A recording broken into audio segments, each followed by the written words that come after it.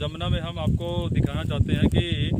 Irrigation department द्वारा पत्थर लगा करके कटाव को रोका गया है। ये प्रयास बड़े अच्छे हैं, लेकिन अब सच समाचार के माध्यम से हम आपको ये भी एक सुझाव देना चाह रहे हैं कि जिस तरह से जमुना का आप दृश्य देख रहे हैं, मैं कहूँगा कैमरामैन को एक बार आप ये पानी का दृश्य दिखाएं सारा, और ये आगे रेत के टिल्ले दिखाएं, कितने बड़े बड़े टिल्ले हैं, और इन टिल्ले के ऊपर भी सब्जियां उगाई जाती हैं, जैसे कि मतीरे हैं, तरबूज है, घिया है, तोरी है, तमाम जो बेल वाली सब्जी है वो इनमें उगाई जाती है। दूसरा, इसके अंदर मछली पालन का भी धंधा चल रहा है, क्योंकि मैंने देखे कई मछुआरे हैं इसके अंदर नौका ले लेकर, वो सामने मेरे सामने भी एक नौका घूम रही है, और वो नौका से मछली पालन का धंधा भी इसमें से किया जाता है। लेकिन जो ये स्टड आप देख रहे हैं, पत्थरों के स्टड बनाए गए हैं इरिगेशन डिपार्टमेंट द्वारा, इन स्टड के को लेवल जिस तरह इन्होंने लगा करके ये बनाए हैं, इससे पानी का कटाव तो रोका जा सकता है, लेकिन इन कटाव में अगर बार बार इन स्टड को बनाते रहेंगे, अगर इन स्टड को सीधा आगे ले करके सीधा ऐसे लंबी लाइन में लगा दें, तो उससे क्या होगा कि हमारी जो भूमि है, यानी कि हम उस ज़मीन को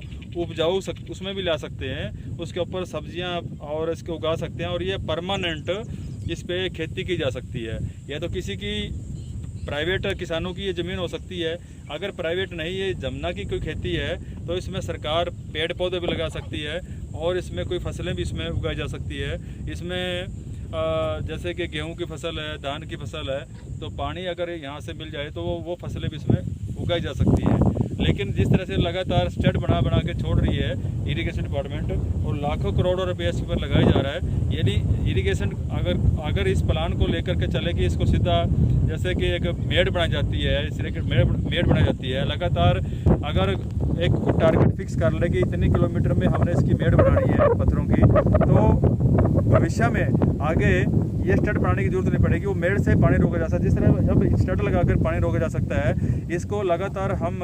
यानी डिपार्टमेंट के द्वारा लगातार इसमें स्टड बनाए जाते हैं, और पैसे की भारी जो खपत होती है वो हम इसको एक मेड़ बना करके, लंबी मेड़ बना करके, पानी भी इसमें सीधा लेवल जा सकता है। दूसरा,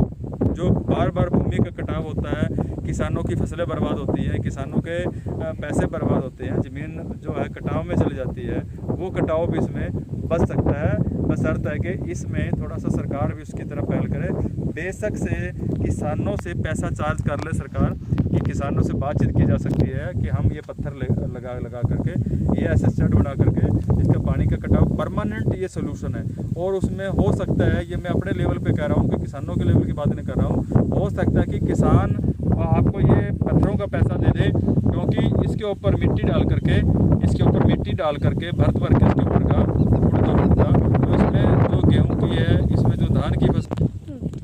तो उसमें मेरी सलाह ये थी कि क्योंकि मैंने मौका मुआयना किया है और काफ़ी टाइम से हम लोग यहाँ पे विजिट कर रहे हैं, तो मेरी राय ये थी सरकार को कि अगर यहाँ पे किसानों से हसदान लेकर के, उनको सामंजस्य करके, जिनकी ज़मीन पड़ती है वहाँ पे ज़मीन लेकर के ये स्टार्टअप लंबे तौर पे बना दिया जाए, तो हज़ारों एकड़ ज़मीन